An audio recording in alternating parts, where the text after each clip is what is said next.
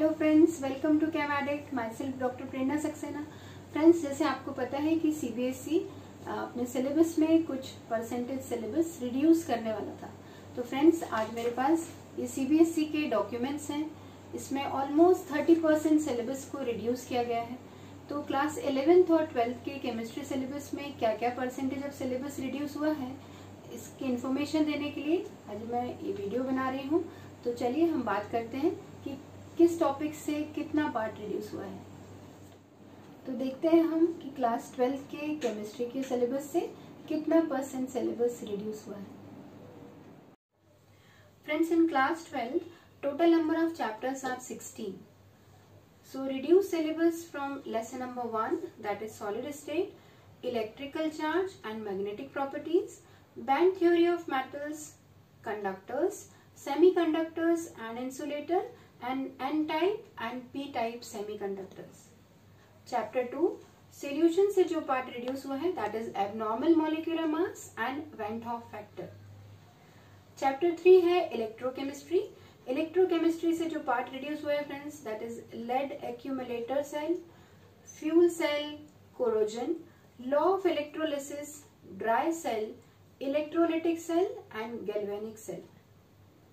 Chapter 4 chemical kinetics से concept of collision theory, activation energy and Arrhenius equation. Chapter 5 है surface chemistry और इससे जो पार्ट रिड्यूस हुआ है वो है emulsion, types of emulsion, homogeneous and heterogeneous catalysis, activity and selectivity of solid catalyst and enzyme catalysis. Friends, chapter 6 था general principle and process of isolation of elements. ये पूरी entire unit को reduce कर दिया है सीबीएसई ने।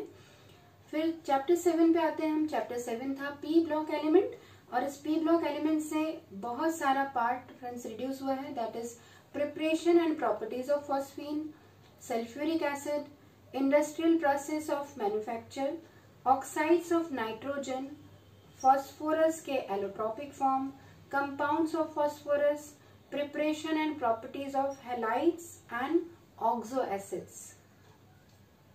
Chapter 8 है d and f block element और d and f block element से जो पार्ट रिड्यूस हुआ है वो है chemical reactivity of lanthanoids and actinoids, electronic configuration, oxidation state and comparison with lanthanoids, preparation and properties of potassium permanganate and potassium dichromate. Coordination compound, ये हमारा chapter number 9 था class 12th में। यहाँ से जो पार्ट रिड्यूस हुआ है वो है structure and stereo isomerism, importance of coordination compound in qualitative analysis, extraction of metal and in biological system. Chapter 10 है friends haloalkanes and haloarenes।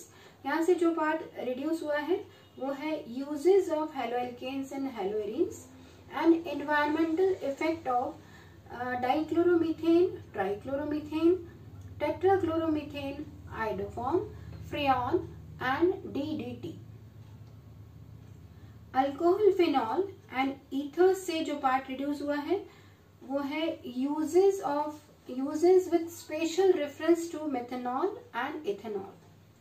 Friends, chapter number 12 aldehyde, ketone and carboxylic acid से कुछ भी part reduce नहीं हुआ है। Chapter 13 amines, यहाँ से जो पार्ट रिड्यूस हुआ है वो है डाइजोनियम सॉल्ट्स का preparation, chemical reactions and importance in synthetic organic chemistry।